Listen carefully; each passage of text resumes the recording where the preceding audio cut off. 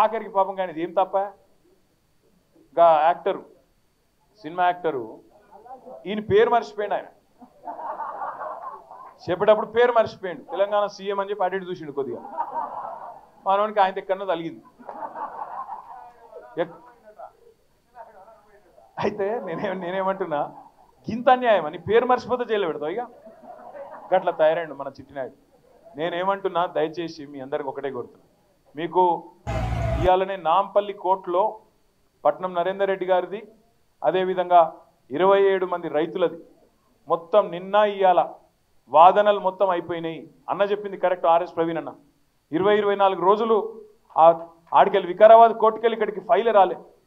అప్పుడు మళ్ళీ పీపీ లేకుండే. మళ్ళా మన పట్నం నరేందర్ రెడ్డి భార్య శృతి, తర్వాత మన నాయకులు, మన లాయర్లు, మన లీగల్ సెల్లోళ్ళు పాపం అందరు తనలాడి ఆడ హైకోర్టులో రిజిస్ట్రార్ దగ్గర పోయి ఇట్లా ఉన్నది పరిస్థితి, 24 రోజులు అమాయకులు పాపం వాళ్ళు జైలు ఉన్నారు, ఇది అన్యాయం అంటే నిన్న ఈరోజు వాదనలు పూర్తయినాయి. మరి అన్ని అనుకూలిస్తే అంతా మంచిగా జరిగితే రేపు తీర్పు వెలువడే అవకాశం ఉంది. మంచి జరగాలని చెప్పి మనస్ఫూర్తిగా ఆశిద్దాం.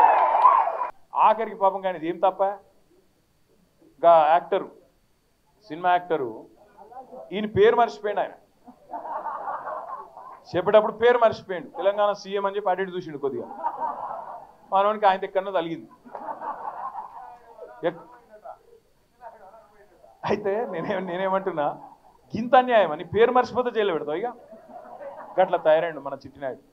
నేనేమంటున్నా, దయచేసి మీ అందరికి ఒకటే కోరుతున్నా, మీకు ఇవాళనే నాంపల్లి కోర్టులో పట్నం నరేందర్ రెడ్డి గారిది, అదేవిధంగా 27 మంది రైతులది మొత్తం నిన్న ఇవాళ వాదనలు మొత్తం అయిపోయినాయి. అన్న చెప్పింది కరెక్ట్. ఆర్ఎస్ ప్రవీణ్ అన్న 24 రోజులు ఆడికెళ్ళి వికారాబాద్ కోర్టుకెళ్ళి ఇక్కడికి ఫైలే రాలే.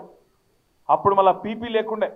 మళ్ళా మన పట్నం నరేందర్ రెడ్డి భార్య శృతి, తర్వాత మన నాయకులు, మన లాయర్లు, మన లీగల్ సెల్లోళ్ళు పాపం అందరు తనలాడి ఆడ హైకోర్టులో రిజిస్ట్రార్ దగ్గర పోయి ఇట్లా ఉన్నది పరిస్థితి, 24 రోజులు అమాయకులు పాపం వాళ్ళు జైలు ఉన్నారు, ఇది అన్యాయం అంటే నిన్న ఈరోజు వాదనలు పూర్తయినాయి.